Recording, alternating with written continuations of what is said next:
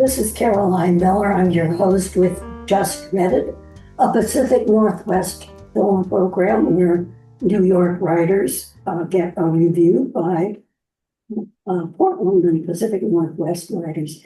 We're going to be discussing today The Last Twilight in Paris by Pam Jenoff. And I have two special guests with me today, Elizabeth Lyon, who has helped me a lot with book critique and writing. And the second guest is Stephanie Salvey, who is a writer and also a film producer. So let me get them into the peg here with us. Elizabeth, you won an award and you've written a couple of books. Can you tell us what they are? Sure. I've written actually about 7 books, and they're for writers on how to write and how to revise and how to market. And several of them have become bestsellers. Manuscript Makeover, which is on editing novels, and nonfiction book proposals anybody can write to help the nonfiction writers. So I'm very proud of those. The couple years ago, the Oregon Literary Arts awarded me a special award, the Stuart H. Holbrook Award, for my contributions to the Oregon literary community. And I'm very proud of that. And I've been a book editor for over 35 years. As well I know, and as I said, benefited from your advice. And Stephanie, a little bit, please, about your writing and your numerous awards as a producer. Yeah, I've been a writer all my life. What I normally get paid to do is I'm a business and legal writer. So I was a paralegal for 14 years and I made legal argument for the courts for opposing attorneys. I'm a movie producer, but I'm not an on-set producer. So I do the business and legal writing for my movies. So all my pitch documents, my marketing, all the HR, all the legal, everything I do. And for the first time, I'm a screenwriter. I have about 12 motion pictures on IMDb, but this is the first one where I am the writer. And I have 8 film awards. I have 2 movies in theaters right now, and one of them is called Whiskey Dixie, and that has won film awards, international and here. I've got 8 of those, and they tend to be like best producer, best picture, best comedy, that kind of thing. Well, that's great. So audience, you see, we're not messing around with amateur critics here. These people with their business. Well, today we're discussing, and I apologize for my voice, audience, but we're discussing Last Twilight in Paris by Pam Jenoff, as I've said. And gals, I wanted to give you a critique by a New York Times bestseller of the book and have you react to it, and we'll work from there. This was by Kristen Hamill, who is a New York Times bestseller, and she said of the Last Twilight in Paris, a fast-paced and vibrant wartime tale of holding on to love against the odds and learning to fight for truth. Now, I know we get a lot of World War II books. People just love them, but I like the idea that this book, which is about World War II in one part, but it also has a second running plot line, which is 10 years after, when the central character discovers a necklace that she recognized had been the property of a friend, and she starts investigating that. So I'll start with you, Stephanie. What do you think? Is this a love story or a mystery, or what did you think about this comment about love against the odds? Oh, sure. I think it is a love story, and I think it's a bit of a mystery till you get to the end, and of course a historical drama, and that's what I love about it the most. It's historical. It takes place, the World War II Paris Nazi invasion takes place where one of the characters, Helene, who's part of the love story, is a Jewish woman who is interned in what would you call a fashion store that's been turned into a prison camp. And Helene is interned as a Jewish woman. Her husband is French. He's disappeared. And so it's a little bit about that, wouldn't you say, Steph? Love broken apart, wondering, yeah. I think the lovely part about the love story for me is they're both creative. She's a writer, he's a cellist, and he's significantly accomplished in his career. And they choose to live in Bohemia, where she comes out of a wealthy home, and she leaves all of that. And goes to live with the man that she loves, marries the man that she loves, and that they give up all kinds of things in their lives to keep their love together and to follow their passions. And the second part of the love story, if you will, Elizabeth, is 10 years down the road when, as I said, we find this necklace in a junk shop in England. And the woman knows this belonged to her former friend, Franny. So when she begins to investigate, she comes across a past love from World War II. Any comment on this book as a love story? Well, I guess I wouldn't, for myself, I wouldn't call her conflict with her former heartthrob, if you will, a love story, so much as an unfinished business based on a trauma that occurs to them in the past. I think of Louise's love story as trying to reconcile the separation she feels emotionally from her husband, Joe, and that's the other love story. So that's how I see it. Well, now that is true. I mean, her husband, Joe, is suffering from PTSD trauma of the World War II, and that kind of separates. So that's a real separation of emotion as opposed to the Paris incident where. Well, and Louise is no better at resolving her PTSD. They both keep secrets of what happened to them in the war. And that's part of the estrangement that is at the core of their marriage. Did you find, Elizabeth, that apparently this is a true story, that a department store, I don't know what the name of it is, I can't recall it. Do you recall what it is? Leviton.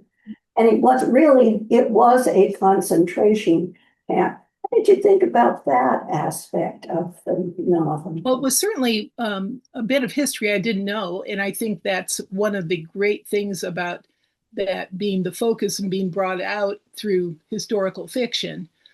At the very end, the author describes that the actual Levitan department store, which was a furniture store, held 800 Jewish people in, as you say, there as a camp, as imprisoned them. And so that was a fascinating choice for the novel to describe that. And the other aspect of that, Stephanie, maybe you could add to this, the Jewish woman, Helene, makes friends with, it's largely women. I could correct me if I'm wrong. It's a lot of women in 800 women. And the way they helped each other out, Stephanie, did that impress you at all? Yeah, I liked the kind of sisterhood bit of that, and looking out for the herd, and the bonding and supporting of and helping each other dream. I also found it interesting, the people that came into the store where she got to move up to the front, and there's these German military guys that knows her father, and they have no clue that she's a prisoner. They've got her all dolled up in shoes that are too small and pretty clothing. Or that all the thing we didn't say was that all the things in the store were confiscated from wealthy Jewish homes. Thank you for bringing that People up. would come in and, they want to buy a scarf for their lover, or, they're having a party and want to have things, and that these ladies have to move those things through the warehouse, and they know it belongs to somebody else, and it's going. And I thought it was particularly poignant that Helene, at one point, sees the china, uh, the dinnerware from her home, and therefore wonders if her mother has not been safe. And so that's quite a moment. Yes, that's a terrible way to discover the loss of someone, is to find their belongings in a recycling shop of the Jewish rich to the Nazi conquerors. Yeah, that was quite moving. Elizabeth, overall, how did you feel about the book? Well, that's interesting. I read it twice, and there were many things about it that I admired in her writing that I think are outstanding. And I can never put my editor self to sleep. And so when I read a novel, one part of me is analyzing craft and style and art, and the other part of me is being a reader, as anyone else would be. And so I felt critical towards the opening of the Louise story. I thought it was great having the prologue for Helene. That's a great hook. But then the author shifts when she introduces Louise to a lot of backstory. And I think that tends to be dead in the water unless the writer is a literary accomplished writer.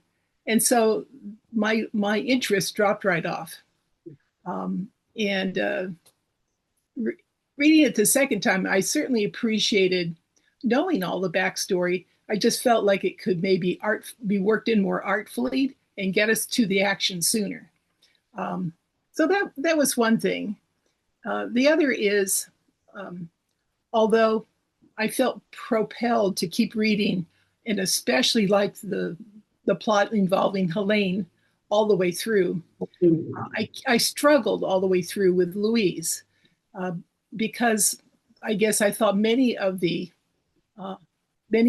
connections she made seemed a little contrived, too easy, too coincidental, and that stayed with me throughout. So I struggled with that, and especially maybe as a mystery writers, they have to wrap everything up at the end, and the reader makes discoveries, and that certainly happened. But I felt this effort by the author to try to make everything really fit, and it was kind of like some things were forced. So you felt the underhand of the craft working. Yes, I did. How about you, Stephanie? What was your feeling about the book? So I guess first off is I don't read New York Times bestsellers. And so it was really refreshing to read it, and I forget how fast you can burn through those pages. That it's really, there's no school words in it. The chapters are short, and it was really easy for me to follow along and get the story and want to get to the end. I especially like, well, one of the reasons I don't like New York Times bestsellers is it seems very formulaic to me, where you skip from this character and then this character and you go back. But this one, that it jumps from Louise in the 50s in London, and then it switches to Helene during the war in the 40s in Paris, and one of them speaks in the first person, and then one is in the the story is told in the third person. And so that was especially entertaining to me. I agree with Elizabeth. Louise was a bit of a plotting character, but it's a New York Times bestseller, so I can skim right through and burn through, yeah, and get to the parts that I like. And overall, I really like the book. Okay. Well, I was just about to ask you that. Would you recommend it? And apparently you would. I would. Let me see. Let me just check. I would recommend it. And I guess I did already tell the reasons why. Yeah. Okay. And Elizabeth, would you recommend? Probably not. And I hate to end up on that side. Or if I were putting stars, in Amazon, I'd probably give it 3, which is okay. And I think it would compel a lot of people in the reading of it. But there just were so many logic problems I had with it that I probably wouldn't. The other thing I struggled with the first time and not the second time, and this goes to each reader bringing their past into everything they read, is in the past couple years, many years, I've been in a critique group where one woman has written, you could say, 2 Holocaust-related narrative nonfiction books. And one of them won the Jewish Book Council Award for Holocaust books. And so I've been, I guess, absorbed in all the grim realities of what happened. And so when I started reading the book the first time, I was jolted with the way the fictionalization of the details compared to the gritty, awful reality I was reading in the other books. And I think that was an unfair comparison on my part, because, fiction, novels are a different thing. And she did, I think, handle the Holocaust angles of it, the anti-Semitism, with a careful and successful artistic hand. So that came into it a little bit for me. Well, okay, my audience. One more comment. Sure. I would also recommend it for people that aren't deep into studying things, like Elizabeth says, she's going into the historical part. I believe it's very topical for us in the United States, where there's this division. There's a political division. There's seeds of hatred and finding reasons why we're different and why we don't like it. And to offer perspective that this is not new.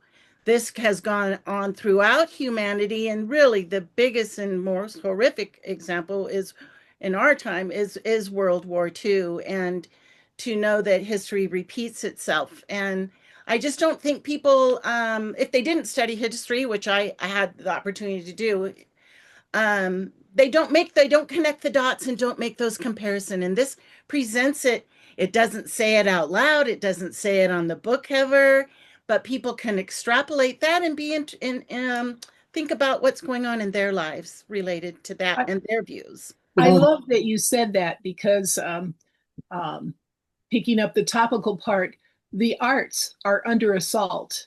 And this book, and what you pointed out, demonstrates the importance of the arts in culture, in reaching people in the ways that we can. All right. And to the audience, you got the verdict. As for me, and maybe a difference in style, but I too found the bifurcated plots troublesome. I tend to always find, and it's a very popular format now, but I tend to find that I like one segment of the story better than the other. And so when I drop off the good part, I kind of go to sleep. And I would give this book, Elizabeth, as you would, a 3. Read it. It's worth reading. You won't kick yourself in the shins, but maybe there is another book out there that would entertain you as well or better. All right, I want to thank my guests. Now, Elizabeth, I forgot to ask you, are you doing anything, working on a special project at the moment? Well, I am working on a special project. It's one of those life works that has lived with me for so long, and I want to finish it, see it all the way through, because it's that important to me. And it's auto fiction for young adults. So I've written it using novelistic techniques, but it's based on my real life experience that happened when I was 17 years old in 1967. And I attended a summer humanities program at what we now would say is a historically Black university in Greensboro, North Carolina. And within a week, I kind of figured out that of the 115 students attending, I was the only white person. And so, especially in the context of 1967, the long hot summers and everything that happened, it was so many dramatic things happened, and the kind of transformations I needed to go through relative to, stereotypes, assumptions, being a white person with what we now call white privilege, all kinds of things came up in me for me to deal with. Okay.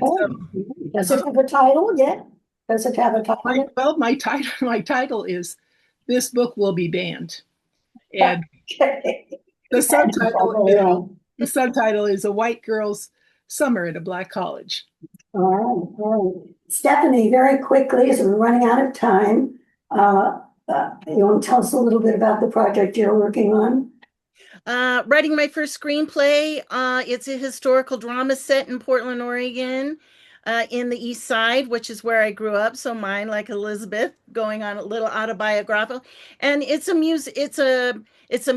rock and roll story. It's not a musical, but it's a rock and roll story. And all my locations will be in Portland. It's set in the 80s, right when MTV came out. So we've got massive archives. So that's the most exciting part about it, is we can just cut in so much really cool things from the Oregonian and to Louis magazine that I wrote for a long time, and just pictures of the family and everything. And so these boys are just about my age, and they went to high school at Madison. And here's the thing I have to say.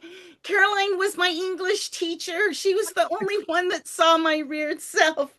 And I was laughing on the phone last night with a friend. I said, I'm doing a literary criticism with my English teacher. I'm starting to sweat. Well, I'm going to stop you there. I was going to save you from that revelation, but certainly I'm proud of the progress you have made. All right. Members of the public and my audience, I hope you've enjoyed meeting 2 writers who certainly could turn the New York Times bestseller list on its head.